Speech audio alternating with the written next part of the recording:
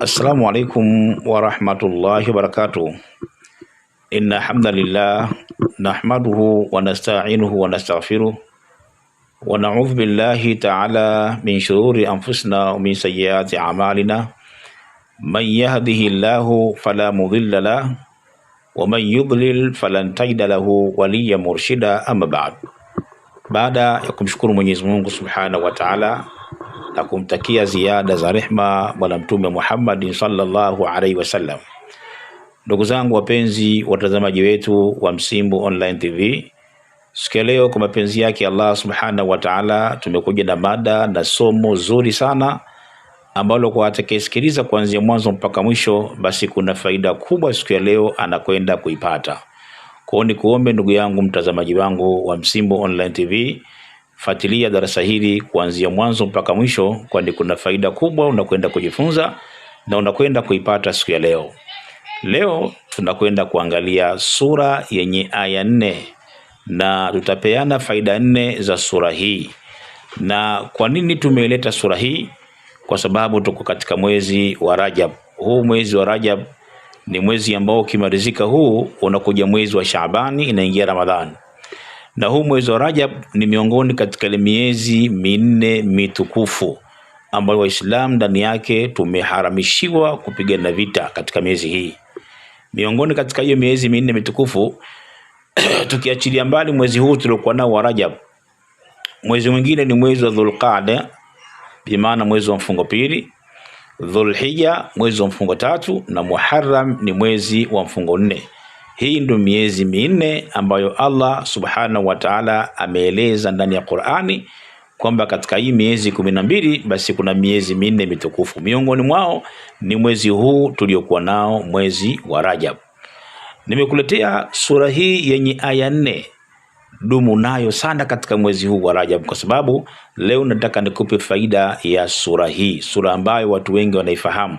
Aidha mtu kasoma madrasa, aidha mtu akusoma madrasa, kwa sababu ni sura ambayo mara kwa mara huwa inasoma sura hii maeneo mbalimbali, sehemu mbalimbali. Imefikia hatua kila Muislamu nemjua wewe. Basi miongoni katika zile sura mbili ambazo zinaeleweka na watu wengi sana, basi hii ni mojawapo, nayo ni suratu al-Ikhlas, kwa maana surati Qul huwallahu ahad, Allahu samad, lam yalid wa lam yulad wa lam yakul lahu kufuwan ahad. Leo nataka nikupe faida 4 za sura hii, au mtu mwenye kudumu na kuisoma sura hii, hasa katika mwezi tuliokuwa nao huu, mwezi wa Rajab. Sina maana kwamba katika miezi mingine huwezi kusoma, la lakini ndani ya mwezi huu basi dumu nayo sana, kwa sababu kuna faida kubwa na ni mwezi mtukufu. Faida ya kwanza kabisa kwa mtu ambaye atakayedumu na kuisoma hii suratu al-Ikhlasi, faida ya kwanza kabisa ni kukubarika kwa watu. Yaani kama unataka kupendwa na watu, kuhitajika na watu, basi dumu na kuisoma sana suratu al-Ikhlas. Sura hii ukisoma angalau kwa siku mara 3, kwa siku mara 1, alafu ukawa unadumu nayo sana, basi utakuwa unakubarika sana kwa watu, utakuwa unapendwa sana na watu, watu watakuhitaji. Wallahi watu wengi wanachukiwa katika miji, katika maeneo mbalimbali, na hata wanandoa wengine huchukiana. Hata wewe mwana mama ukiona mume wako anakupea na kubughudhi mara kwa mara, ama wewe mwanamume pengine katika ndoa yako mkeo kama vile hakuhitaji, anakufanyia vitimbi kama vile hakupendi, dumu sana na kuisoma suratul Ikhlas. Faida inapatikana katika sura hii, mwenye kuisoma anakuwa na kubur, anakuwa anapendwa sana kwa watu. Na kwa nini apendwe na watu? Mwenye kuisoma sura hii, mtu huyo anapendwa na Mwenyezi Mungu Subhanahu wa Ta'ala, na ni maneno yake Mtume Muhammad sallallahu alaihi wasallam. Kwa mtu mwenye kudumu na kusoma suratul Ikhlas, basi Mwenyezi Mungu mtu huyo anampenda sana.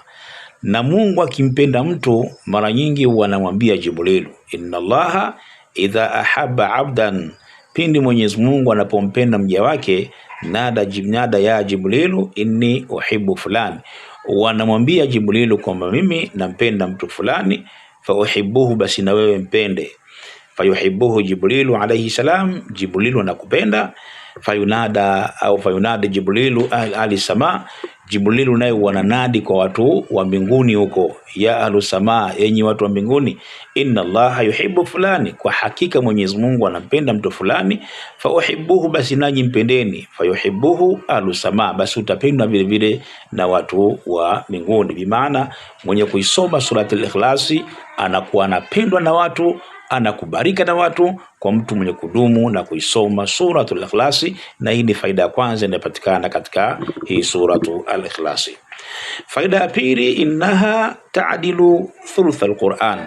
Hii suratul Ikhlasi kwa mtu mwenye kuisoma basi inakuwa ni sawasawa amesoma theluthi ya Qur'ani, na haya ni maneno ya Mtume Muhammad sallallahu alaihi wasallam.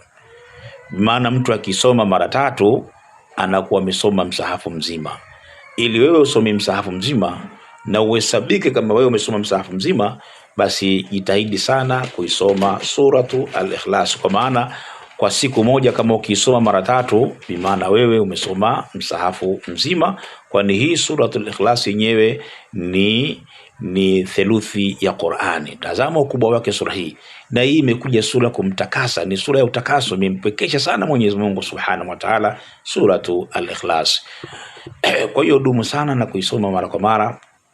Hizi ni miongoni mwa faida 4 ambazo leo ninakupa, na hizi ni chache katika faida nyingi zinazopatikana katika sura hii ambayo ni suratu al-Ikhlas. Faida ya 3 inayopatikana kwa mtu mwenye kudumu na kuisoma sura hii, na hasa mimi nazungumzia katika mwezi huu wa Rajab. Hata miezi mingine ukisoma faida hizi zipo, ila katika mwezi huu zinazidi zaidi. Taj'alu sahibaha mubarakan aina mahal. Hii sura mwenye kuisoma basi Mwenyezi Mungu anajalia, yani mwenye kudumu na kuishika sura hiyo kuisoma, basi Mwenyezi Mungu anajalia mtu huyu anapata baraka popote anapokwenda na popote anapokaa. Bimaana mtu mwenye kudumu na kuisoma sana suratul al-Ikhlas, bimaana qul huwallahu ahad, basi anakuwa na baraka za Allah Subhanahu wa Ta'ala popote anapokwenda na popote pale anapokaa, anakuwa ndani ya baraka za Mwenyezi Mungu Subhanahu wa Ta'ala. Ndugu yangu, hakuna kitu kizuri kama baraka. Siku zote hata upate pesa kama haina baraka inakuwa si chochote si lolote. Hata kama unapata riziki ya chakula kama hakina baraka inakuwa si lolote si chochote. Baraka ndo kila kitu. Baraka ndiyo kila kitu.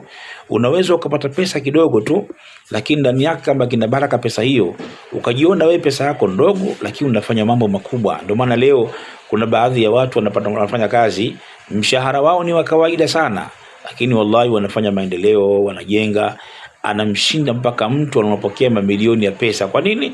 Huyu apokea mamilioni lakini milioni yake haina baraka. Huyu apokea hela ndogo lakini hela yake ndogo ina nini? Ina baraka za Allah. Kwa hiyo mwenye kudumu na kuisoma hii sura al-Ikhlas, basi anadumu na kutembea na baraka za Mwenyezi Mungu Subhanahu wa Ta'ala. Jitahidi Muislamu angalau kwa siku soma mara 3 ama mara 1 ama mara 2, kwa kadiri kiasi ambacho wewe utakachokiweza kuisoma hii suratu al-Ikhlas, maana qul huwallahu. Faida 4 inayopatikana kwa mtu mwenye kusoma suratul Ikhlas, kwa maana qul huwallahu ahadu, sababu fi dukhul janna. Hii ni sababu ya mtu kuingia peponi.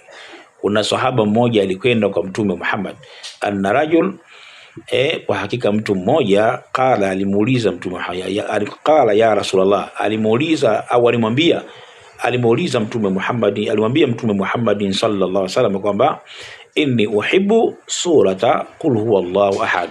Alimwambia kwamba mimi naipenda sana sura hii qul huwallahu ahad. Faqala lahu nabii sallallahu alaihi wasallam, Mtume akasema kumwambia yule bwana, abshiru, kwamba Mtume anampa habari njema, fa inna hubbaka iyaha. Mtume anampa habari kwamba yule bwana, kama unaipenda hiyo qul huwallahu adkhalaka aljanna, kwamba hii qul huwallahu itakuingiza wewe wapi? Peponi. Kwa hiyo faida 4 ya mtu mwenye kudumu na kuisoma suratul Ikhlas, kwa maana qul huwallahu, sura hii itampelekea mtu huyo kuingia motoni. Kwa hiyo mwenye kudumu peponi. Kwa mtu mwenye kudumu na kuisoma sana suratul Ikhlas, basi kwake ni sababu ya mtu huyo kuingia katika pepo ya Allah Subhanahu wa Ta'ala. Kabla sijamaliza mada yangu, nipende kumshukuru dada yangu mmoja. Baada kufanyiwa dua na dua yake Allah ameikubali, jambo lake limetimia, basi amenisaidia baadhi ya vifaa vya kufanyia kazi. Mojawapo ndio hii maiki ambayo leo naiona hapa, ni kwa sababu yake yeye huyo dada. Inshallah Mwenyezi Mungu amjalie, Mwenyezi Mungu amfungulie, Mwenyezi Mungu amfanyie wepesi katika mambo yake, na hayo anayohitaji inshallah Mungu kafungua, lakini amzidi kumfungulia zaidi ya hapa. Naomba kila aliyesikiza video hii basi kwa niaba yangu mimi amuitikie dada huyo amin. Inshallah Mwenyezi Mungu akuzidishie dada yangu kwa tukio hili ambalo umelifanya. Hii na gharama kubwa sana, lakini wallahi lazima umetoa kwa ajili ya Allah, basi Mwenyezi Mungu na wewe akufungulie mambo yako biidhnillah taala. Wassalamu alaikum wa rahmatullahi wa barakatuh.